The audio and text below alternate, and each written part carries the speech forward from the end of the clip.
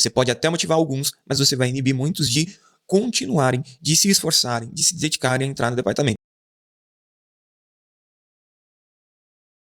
Existe uma recomendação entre as pessoas, as autoridades da internet que ensinam, palestram e dão treinamento sobre isso, que o seu departamento não é lugar de integração de novos membros. Como assim? Vamos lá.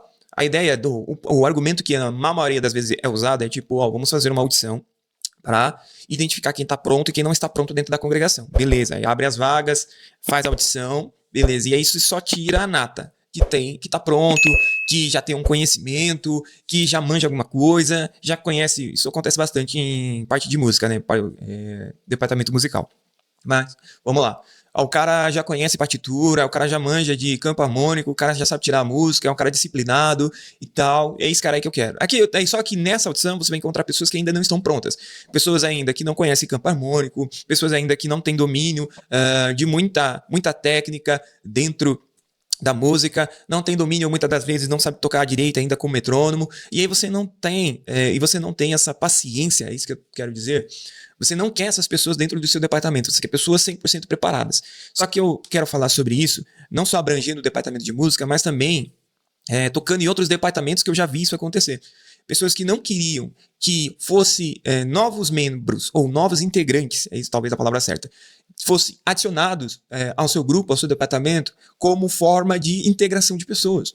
Por quê? Porque isso gera muito trabalho, tira o equilíbrio, talvez destrua toda a comunidade, toda a comunhão que você criou durante tempo, toda a afinidade, todo o ritmo, e aí você não quer todo esse trabalho. Você já teve muito trabalho para chegar onde chegou. E aí, para mim, isso é uma das primeiras barreiras que a gente identifica. Você vê que uma nova pessoa que ainda não está pronta vai requerer de você muito mais trabalho que você não está disposto a fazer. Você vai requerer de você mais trabalho, mais dedicação de uma coisa que você não está pronta ou não quer fazer, não está afim de fazer. Por isso que a maior parte das pessoas que argumentam sobre isso, dizendo que o seu departamento, seja de músico, de mídia, fotografia, sonoplastia, projeção, etc., vai dizer que por isso que as pessoas não podem estar, as pessoas que não estão preparadas, não estão aptas ainda, elas não podem exercer e entrar para esse departamento, porque elas precisam se preparar primeiro para exercer o departamento, ou para exercer a função logo em seguida. Só que aí que está o ponto. Porque, do meu ponto de vista, eu discordo um pouco. Eu concordo em certa parte, tá? Eu entendo o ponto de vista dessas pessoas. Eu consigo compreender a linha de raciocínio dessas pessoas. Mas, no meu ponto de vista, o primeiro ponto é que a gente não quer, ou que essas pessoas, ou nós, vamos colocar aqui todo mundo no mesmo balaio, nós não queremos ter o mesmo trabalho, porque isso vai aumentar muito mais o nosso trabalho, a nossa demanda, e a gente já tem a vida tão corrida, tão difícil, que não tem como treinar e preparar essas pessoas. Mas, como eu disse no outro episódio, a gente não nasce, ou Cristo não nos chama para estarmos prontos. Existe a parcela de preparação da pessoa, né? Que a pessoa ela tem que se esforçar, a pessoa tem que buscar conhecimento, por isso que eu disse que entendo o ponto de vista dessas pessoas. A pessoa precisa buscar conhecimento, a pessoa precisa se dedicar pelo menos algumas horas, alguns períodos do seu dia, para que ela evolua, para que ela cresça, para que aumente o conhecimento dela. Assim como o pastor ele tem que se dedicar na oração, assim como o pastor tem que se dedicar na leitura bíblica e no conhecimento da palavra de Deus, para que ele possa discipular e ensinar as pessoas com mais maestria. Perfeito, concordamos até aqui. Mas, olha que interessante. Você e eu não fomos chamados, ou quando nós fomos chamados por Deus, não fomos chamados quando nós estávamos prontos. Nós fomos chamados e durante o percorrer da caminhada, durante o percorrer do processo, fomos ficando prontos. Fomos aperfeiçoando coisas que estavam erradas, deixando hábitos ruins, práticas ruins que nos atrapalhavam para chegar nesse momento onde nós estamos hoje. E se nós olharmos nosso estado hoje, que nós estamos hoje, e compararmos com o início da nossa jornada, nós vamos ver que evoluímos muito, crescemos bastante. Só que o ponto da minha conversa é que você, por mais que você evoluiu muito, você ainda não está no lugar aonde deveria estar. Ou talvez você não esteja na plenitude da onde Deus te chamou para você estar. Perfeito? Concorda até aí? Então, perceba o que eu estou tentando argumentar. Estou tentando argumentar que o primeiro ponto negativo que a pessoa vê, o líder vê, é que ele vai ter muito trabalho. A pessoa que não tem conhecimento nenhum, a pessoa que não tem conhecimento, preparo nenhum, e ele não quer ter o trabalho de discipular, ele não quer ter trabalho de ensinar, ele não quer ter trabalho de treinar, ele não quer ter trabalho de formar. E esse é o problema. Porque isso já vai, no meu ponto de vista, já vai meio que contra a forma, o princípio bíblico de Deus, os princípios bíblicos de Cristo. Por quê? Porque você foi chamado e quando foi chamado não estava pronto. E por fato de não estar pronto, pelo fato de não estar pronto para exercer o seu chamado, você foi se preparando, você foi se esforçando, mas ao mesmo tempo as portas não foram fechadas para você. Todas as portas não foram fechadas para você. Se você reparar e voltar para o início, não estou falando no início do seu departamento, no início do ministério que você está agora, estou falando no início da sua jornada. Alguém te chamou para tocar em um culto, alguém te chamou para tocar em uma célula, alguém te chamou para tocar em um evento, e por mais que você não tivesse todo o conhecimento necessário, você se dedicou o que era preciso e fez o seu melhor com o que você tinha. E o ponto da minha conversa é esse.